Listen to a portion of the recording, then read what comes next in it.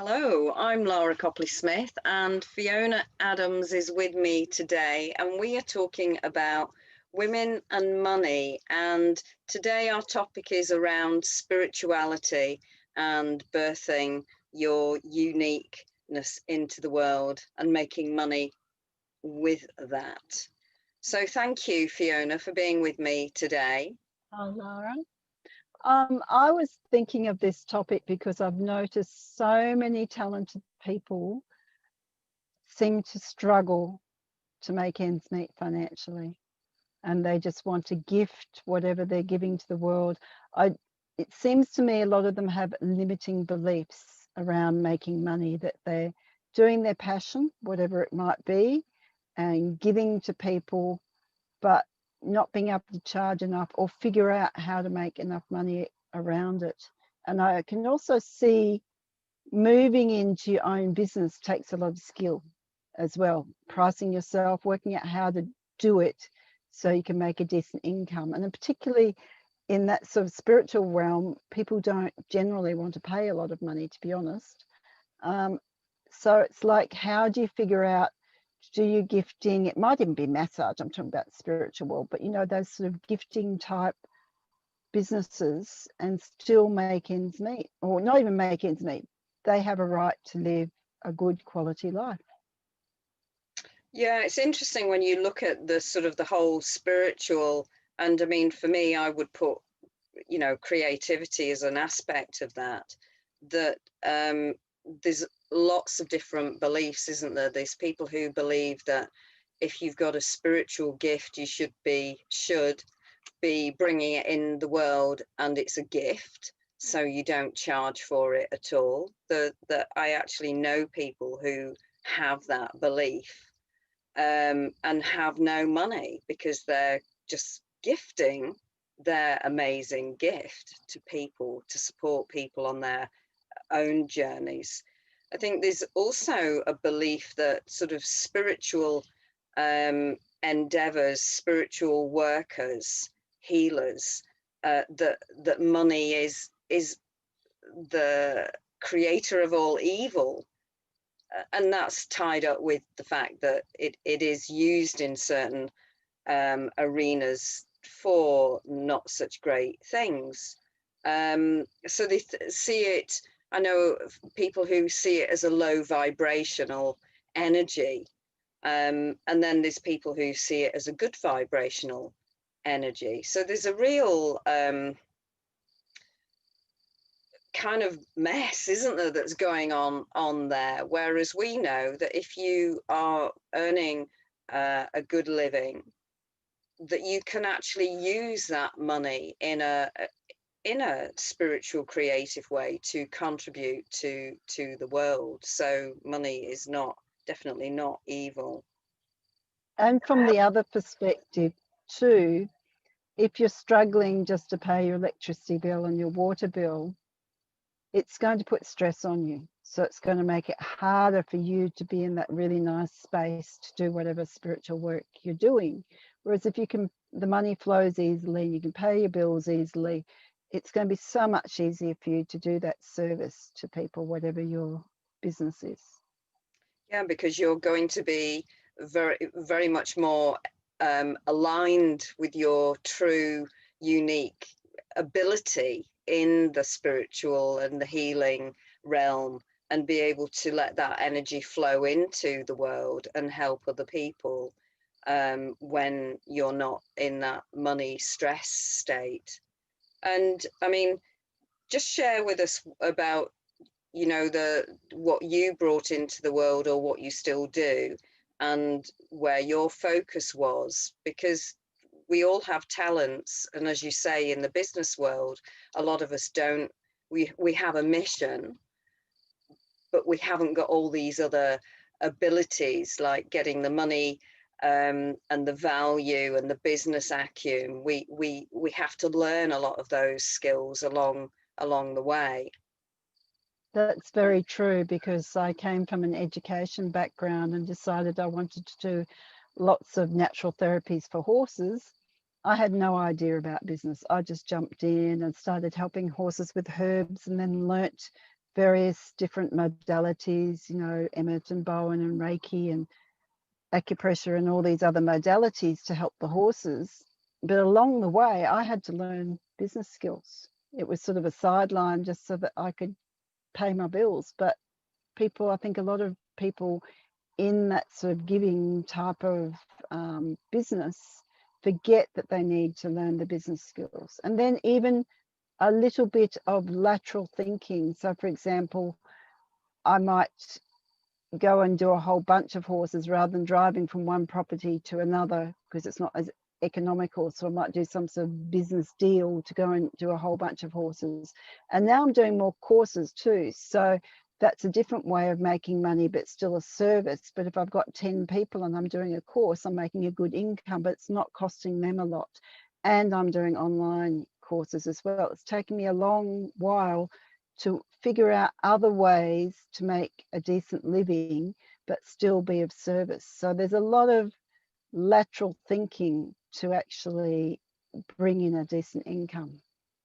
And so it's not just about your, you know, that spiritual mission or that creative mission. It's figuring out the whole scaling of it, utilizing your time in the best way, and learning about the money side and your own owning your skills and valuing your skills and learning the whole. And I know very early on I didn't charge enough.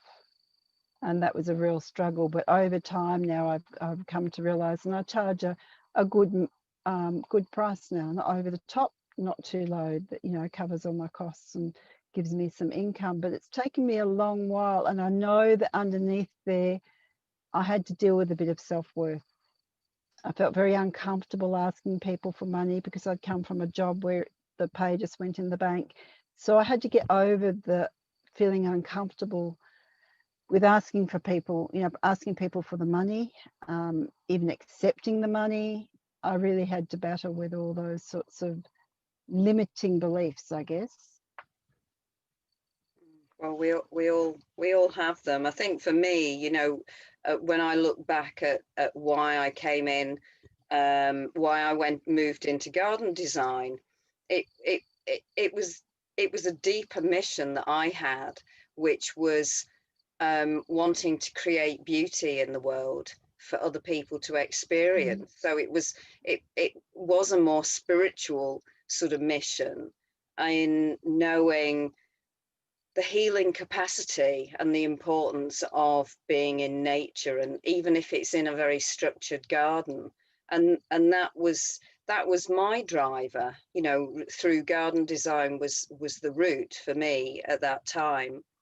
And I didn't at the beginning, I never really thought particularly about the money. When I came to start pricing myself for design work, I was thinking, I haven't a clue. I wasn't even, you know, it wasn't even a part of when I went to retrain or restudy at horticultural college and do a design course. It wasn't even part of that. So it is, you come in with this mission and then stumble and realize that you have to learn all of these other skills and realize your own value in that. And so over the years, what sort of skills would you suggest people learn for building a business? Just give me a few ideas. I've got a few ideas in my head, but what would you suggest? I think that you know, you might have an idea that this is how you're going to do it. This is how I'm going to do it. But I think really being open to this, there could be multiple ways that you actually work. And I think being open is really important, because you allow new ideas to come in of maybe, for me, it wasn't just about doing design and being involved from start to finish. It was also, I could be doing design work and handing it over to contractors if that was, if in certain circumstances, I could be doing consultancy work. I could even be doing telephone consultancy. And it's giving yourself a level of flexibility that you can actually bring your skills and earn money from your skills in numerous ways, as opposed to this is the only way that I work. I think that's quite limited, isn't it, in today's world, really. I agree. There's a friend of mine who's got the most beautiful voice, and she does song circles, and she charges sort of a reasonable amount per person, but with the number that she gets, say 20 people, then that's a good income for a couple of hours. So she's worked out and that's just part of her income, but she's worked out different ways of doing that. And also I notice I'm flexible, so I work on horses, I teach things about natural horse, healing. And so not so long ago, someone asked me about teaching Reiki, which has been in the back of my mind, but I hadn't actually gotten around to do it.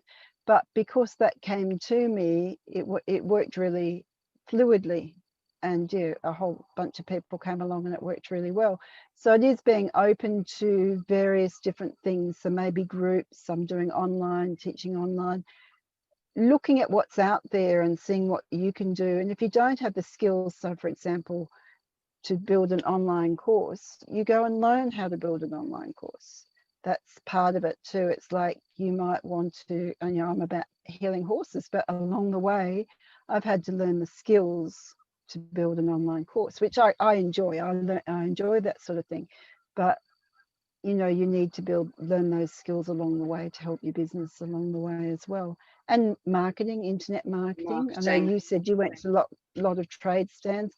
I've done a lot of courses and learned a lot on internet marketing. It is huge. And it's a discipline. You might want to be a massage therapist, but you're going to have to learn a little bit about Instagram and Facebook and anything else that, suits your business.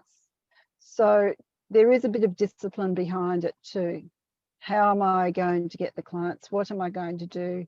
Read some materials, YouTube, maybe do a couple of cheap little courses on how to build your business. But I do think you need to do the hard yards as well as the whole beautiful spiritual gifting. It's a bit like, what they talk about after enlightenment, cart water, chop wood. That all goes with it. The workload goes with the spiritual side of things.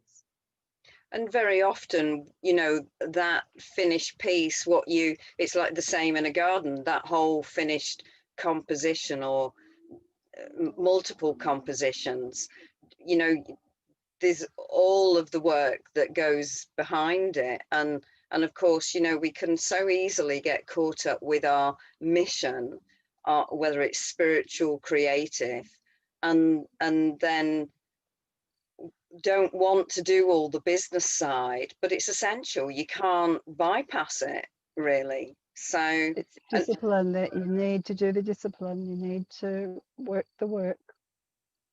And certainly when you work for yourself, there is no way around it.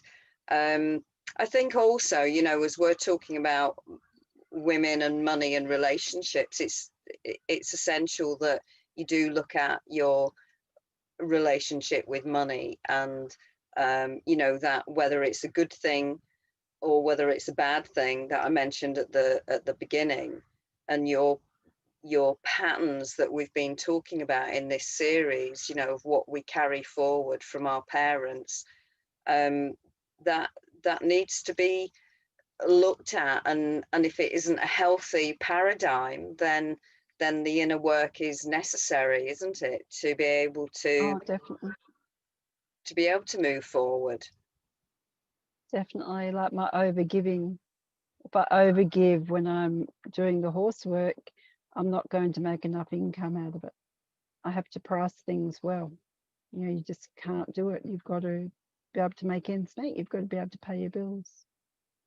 And I think also in birthing businesses into the world, you've got to be prepared to have those difficult conversations, whether they're with suppliers or clients, or people who are in the process of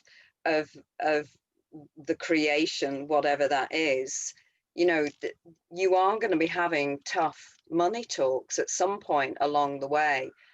Some of those talks might be with yourself, but some of them are definitely going to be with other people, and they can make you feel really uncomfortable until you grow into a bigger person around those I conversations. think you're totally right. It's about that growing.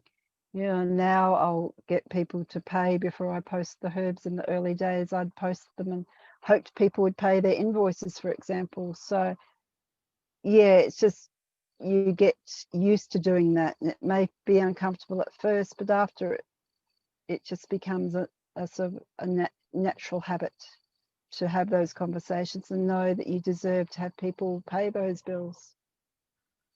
And I think, you know, that it brings us back to the fact that, you know, the relationship of women and money, or women in business, whatever that business is, and the spiritual aspect of what, you know, the mission of why you're doing what you're doing, you know, it is a growth, isn't it? It is a journey of growth. And it can be tough along the way. However, it is incredibly rewarding because you're stepping into a deeper level of self along that journey. That's so true, and you have to face all the emotions and uncomfortable feelings and face your habits from childhood. So to do it well, you have a lot of growth. Could we end on a bit of tapping around this topic today? Yes, so we could do one about something like, even though I have a limiting belief around being spiritual and having money, would that be one? I totally, completely, utterly love and approve of myself. Even though I have a limiting belief about being spiritual and earning good money, a limiting I belief. totally, completely, and utterly love and approve of myself. So even though, front of the head, I have a limiting belief about being spiritual and earning good money, I totally, completely, and utterly love and approve of myself. Even though I've had this limiting belief around being spiritual and earning good money, I totally, completely, and utterly love and approve of myself. And I now release this limiting belief about being spiritual and working spiritually and not having money, releasing this limiting belief now, and completely and utterly love and approve of myself. And I can earn good money and be spiritual. And I completely and utterly love and approve of myself. And a deep breath in. And releasing, letting go of the old, outdated, limiting belief. And another deep breath in. Releasing the old, outdated, limiting belief. And bringing in a new way of earning good money.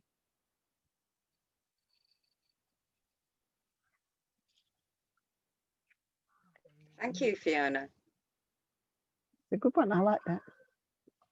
Yeah, that is a good one. I think also it's a good one because people can be in all sorts of different businesses, but their passion behind it can have a spiritual aspect. They're doing this for this reason, and it may be, it could be anything, couldn't it? Meaning the actual. Well, yeah, I agree. I've got a friend who's an electrician and he's very spiritual. And of course, he sees it as service, and he does it with a very aware, conscious way when he connects with people. So he brings that spiritualness to an everyday type of business. So it doesn't always have to be someone that's doing a particularly spiritual type of business, but he still has to make good money. And he wants to contribute in a good way into the world. So there is, you know, there's a deeper meaning to him for that. So yeah, I think that's a really good one. Okay, thank you very much Thank for you, being with Lara. me Thank you. today. That was lovely. And we'll speak Thank you. again. All right. Bye Bye. bye.